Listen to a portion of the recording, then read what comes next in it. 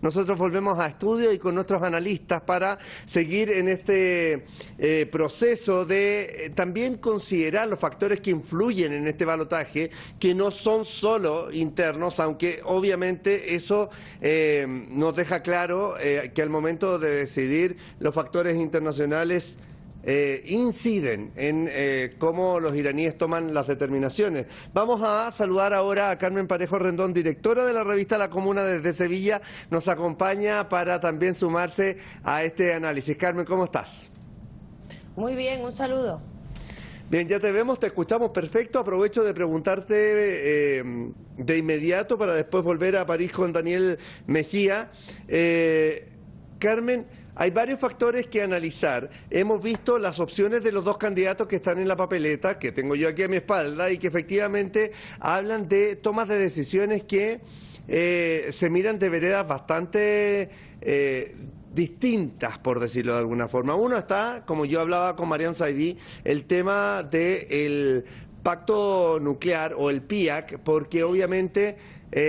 tiene que ver con las sanciones que se han aplicado en los últimos años en el país a partir de 2018 y que efectivamente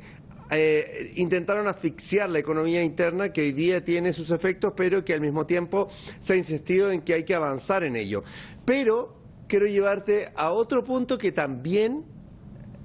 mantiene ahí como fuerte desafío para los candidatos. ¿Qué podemos decir del Grupo de Acción Financiera Internacional? Conformado por 39 países, el reformista Pezeshkian se muestra abierto a ingresar. Para el principalista en tanto, Jalali, parece no ser necesario, dado lo que significa, según él, para el país hacerse parte de este grupo. ¿Cómo lo ves tú?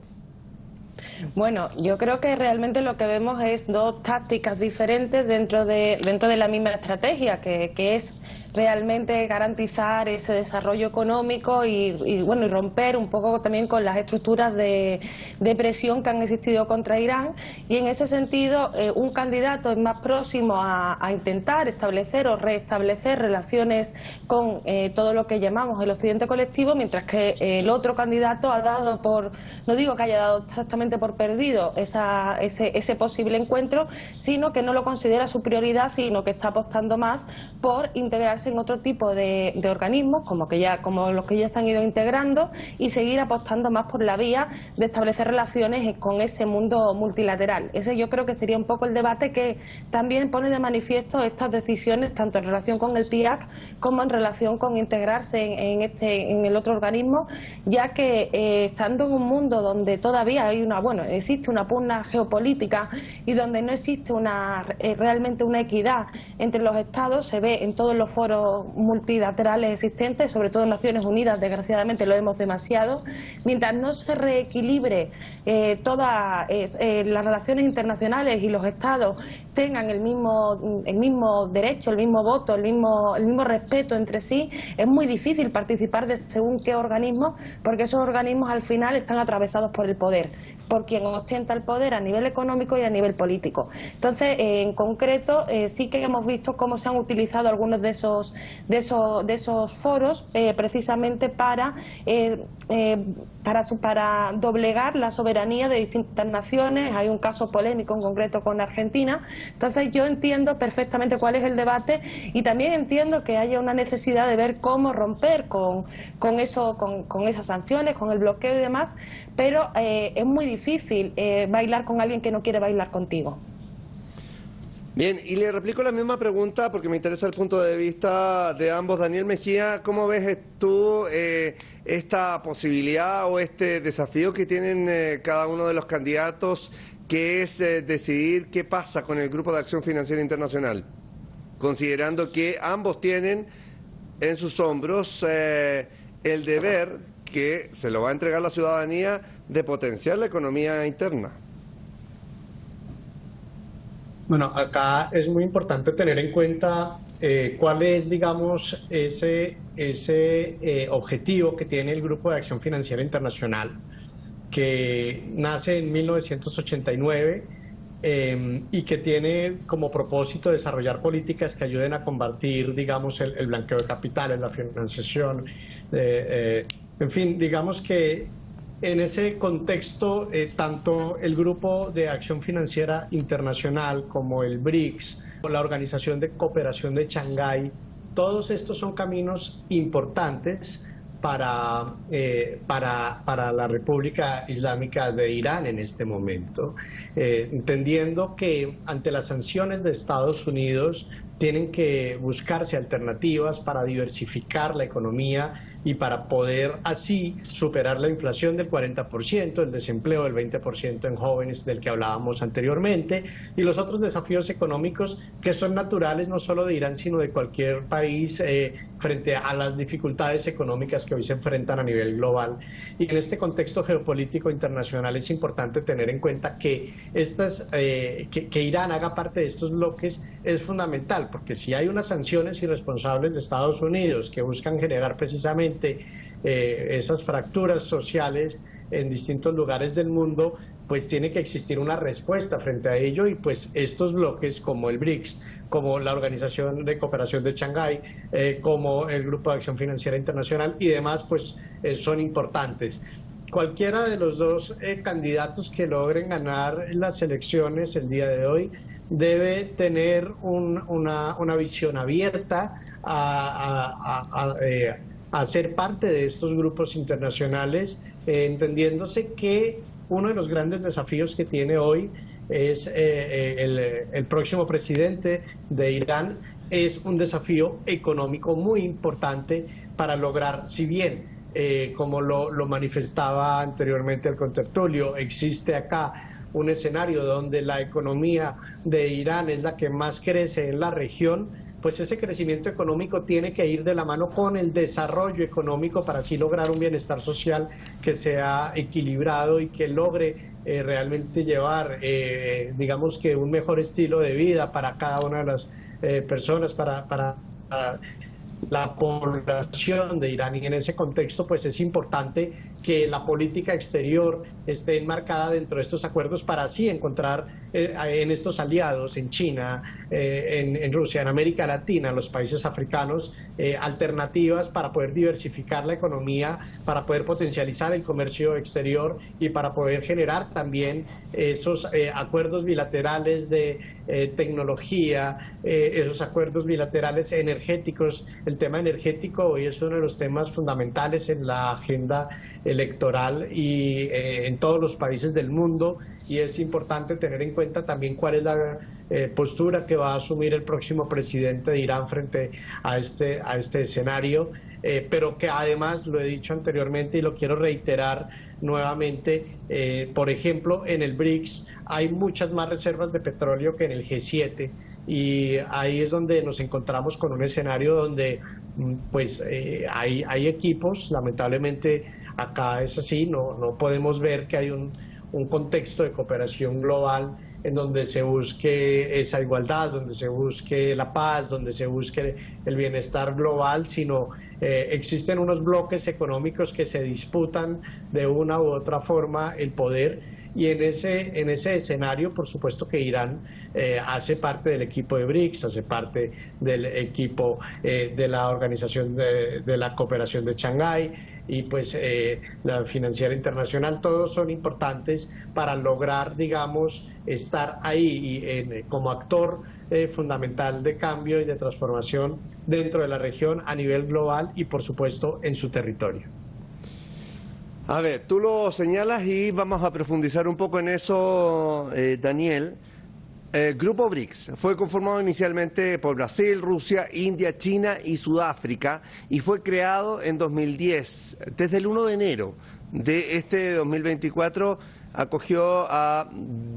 6 nuevos socios: Argentina, Emiratos Árabes Unidos, también Irán, Etiopía, Arabia Saudí y Egipto.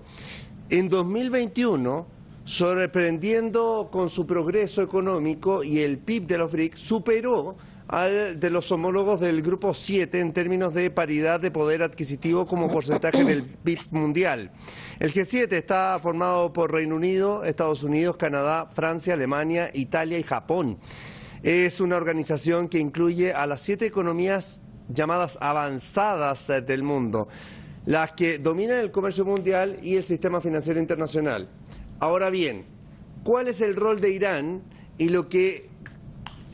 hablamos de beneficios cuando pensamos en lo que está conformado allí en el grupo BRICS, que, como lo decía Daniel, por lo menos el 42% de la oferta petrolera está dentro del bloque en estos países que lo conforman. El bloque suma el 29% del PIB mundial. Pretenden impulsar también el uso de divisas domésticas frente al dólar. El nuevo bloque gana en cuota de producción del mercado de petróleo. Carmen Parejo Rendón, voy contigo, el tema BRICS. ¿Cómo debe actuar de aquí en adelante Irán, que ya conforma este grupo que ha ido creciendo exponencialmente y que efectivamente se contrapone a los objetivos que tiene el propio G7? Bueno, yo creo que hay que entender primero qué conflicto, qué pugna realmente geopolítica se da entre estos dos grupos, o sea, entre el G7 y el grupo BRIC. En primer lugar, hay que entender que estamos en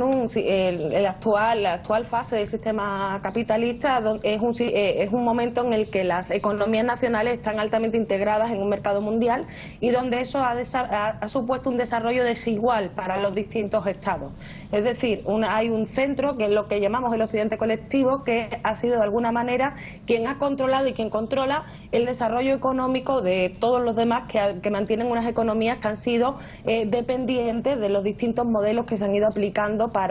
durante el desarrollo de todos estos años. Eso ha creado que exista actualmente una serie de potencias que han ido emergiendo a nivel económico, que han ido desarrollándose a nivel interno, y eso ha favorecido que se genere esta pugna donde esta estructura desigual entre ese centro y esa periferia está cuestionándose. Si analizamos el G7 vemos que son países que son similares, tienen economías similares, tienen sistemas políticos similares. En cambio, si nos vamos al BRIC, no es así. Ahí hay distintos modelos económicos, modelos sociales, políticos, e incluso no son exactamente aliados a nivel bilateral muchos de los estados que allí participan, pero sí que comparten, lo único que realmente comparten es estar en contra de ese modelo de dependencia, de desarrollo económico dependiente de ese centro económico que ha sido el llamado actualmente occidente colectivo. Entonces creo que, teniendo en cuenta este planteamiento,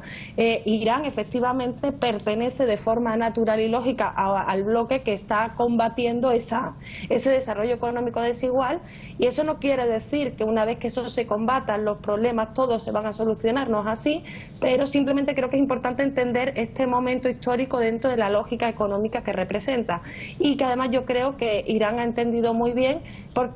además como país exportador de materias primas también se beneficiaría de ese cambio de modelo, porque ese cambio de modelo está poniendo sobre la mesa un equilibrio que no existía por el control, sobre todo financiero y militar, de los países que actualmente representan el G7. Entonces creo que esto va a ir más allá también de los presidentes que haya, sino que es una cuestión que tiene que ver con esa pugna geopolítica internacional y que va más allá de una cuestión ideológica, sino que también es una cuestión efectivamente de intereses, pero de intereses completamente antagónicos, y los intereses de toda esa periferia realmente coinciden, independientemente de que sus sistemas políticos, sus sistemas económicos o incluso sus relaciones bilaterales no sean tan unitarias o tan proclives a una alianza como lo son en el G7. Ahora, frente a esto mismo, hay varias cosas que el próximo presidente de Irán debería tomar en cuenta. Una de ellas es la elección próxima en Estados Unidos de el nuevo inquilino de la Casa Blanca. Vimos un cara a cara entre los dos actuales candidatos que dejó mucho que desear para la mayoría de los analistas en cuanto a lo que se debatió allí en este espacio, donde los candidatos mostraron, sobre todo el actual presidente Joe Biden, una cierta debilidad dado los años y varias lagunas en ese mismo contexto que debilitaron su imagen a nivel de candidato. El propio Donald Trump ejerciendo su derecho de defensa argumentó de que tenía exámenes que le permitían comprobar su capacidad mental o cognitiva frente a un posible mandato. Aún así, quedaron ambos, por decirlo de alguna manera, al debe en cuanto a lo que se espera de un presidente de una de las principales potencias a nivel internacional. ¿Cómo debe prepararse frente a esto el próximo presidente iraní, considerando la pugna que persiste entre Estados Unidos e Irán, considerando la causa palestina, el apoyo de Estados Unidos al régimen de Israel e Irán apoyando al eje de la resistencia? Al mismo tiempo, si se sigue hablando o no la tratativa del acuerdo nuclear, ¿qué es lo que pasa efectivamente con la participación del Grupo Internacional Financiero? Daniel Mejías, voy con eso.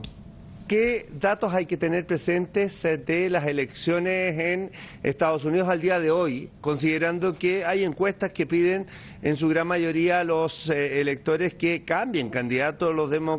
demócratas para no mostrar la debilidad de Joe Biden? Incluso ya empezaron a barajarse nombres. Kamala Harris, la propia ex primera dama Michelle Obama, también está saliendo ya hoy día al flote como posible candidata en el caso de que Joe Biden no pueda, y el propio Joe Biden ha publicado de que va a cortar sus actividades diarias hasta las 8 de la tarde para poder descansar. Pues bueno, Joe Biden será recordado como el presidente de Estados Unidos que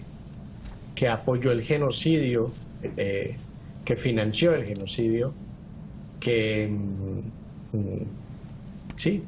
contribuyó al genocidio del régimen de Tel Aviv, de Netanyahu, en Gaza, ¿no? Y Vedant Patel, quien es el portavoz adjunto del Departamento de Estado de Estados Unidos, manifestó que las elecciones de Irán no son libres ni justas, que no hay ningún tipo de expectativa en estas elecciones, cualquiera que sea el resultado.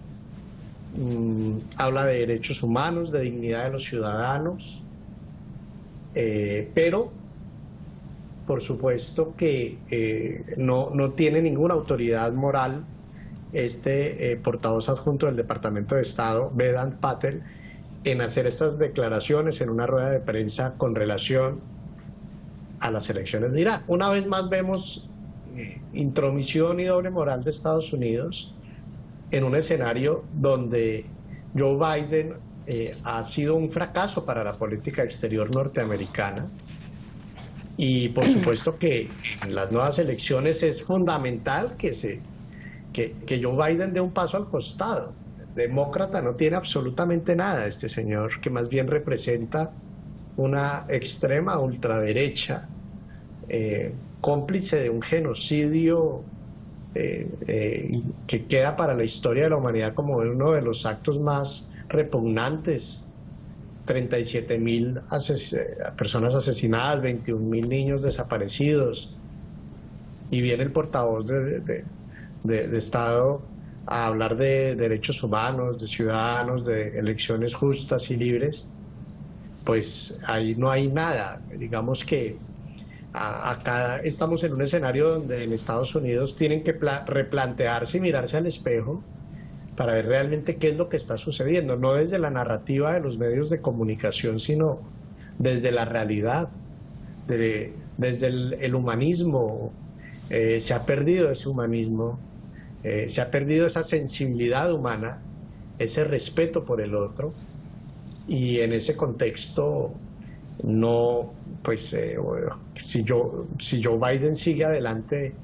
estamos abocados ante una tercera guerra mundial, porque Joe Biden no ha tenido la postura de Joe Biden debería ser absolutamente darle la negativa a Netanyahu de seguir apoyando militar y económicamente ese genocidio, absolutamente. No hay nada que lo justifique, absolutamente nada. Y en ese contexto, los demócratas están en deuda con la humanidad. Ahora, pues vemos que del otro lado está, por supuesto, un Donald Trump fortalecido por los errores de Biden, pero que no es muy distinto a Biden.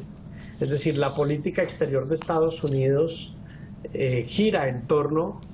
a la guerra gira en torno a la intromisión exterior, gira en torno a las invasiones, aun cuando fracasan las invasiones,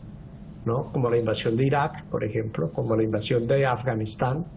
Y en ese contexto, mientras la política exterior de Estados Unidos no sea una política de respeto plural, como lo decía ahora Carmen, que es el grupo del BRICS, plural, donde se respeta la pluralidad de sistemas políticos, de pensamiento,